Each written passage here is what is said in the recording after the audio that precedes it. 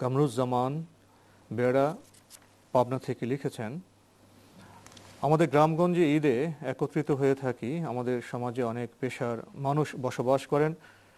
সমাজে সুদখোর, ঘুষখোর, চোর, ডাকাত, হাজি থাকতে পারেন। ওই প্রকৃতির মানুষ কোনো পশু কোরবানি করে, ওই কোরবানির গোশত সমাজের সবাই খেয়ে থাকি। ভালো মানুষ কোরবানি দেয়, সব গোশত মিলিয়ে মিশিয়ে সমাজে সবাইকে দেওয়া হয়। ইসলাম এ ব্যাপারে কি বলে? ইসলাম এ ব্যাপারে এত বেশি সূচিবাহী থাকতে নিষেধ করে। আপনি যে লোকটা কোরবানি দিচ্ছেন তার গোটা লাইফ হিস্টোরি ইনভেস্টিগেশন করে তারপরে তার দিয়ে কোরবানি দেওয়াইতে হবে, এ ধরনের কথা বলে। মানুষের ভিতরে ত্রুটি বিচ্যুতি থাকে, সে যদি ইমানদার হয় তাহলে তিনি যদি জবে করেন তাহলে সেটা খাওয়া যাবে। ভাই কামরুজ্জামান, আপনি আরো লিখেছেন, আমরা অনেকেই লুঙ্গি নাভির নিচে পরে থাকি, এটা কি ঠিক? না, নাভির উপরে পড়াই ঠিক।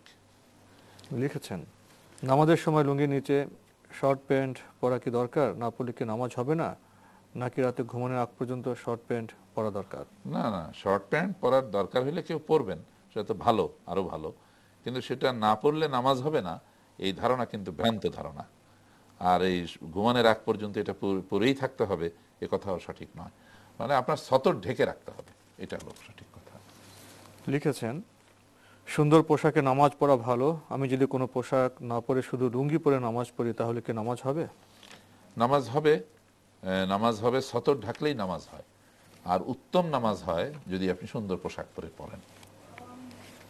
লিখেছেন, আধুনিক যুগে আমরা দেখতে পাচ্ছি বিয়ে বা অনেক কিছু অনুষ্ঠানে ভিডিও করে থাকে। ইসলাম এই সম্পর্কে কি বলে? ইসলাম তো বেহুদা কাজ করতে মানা করে।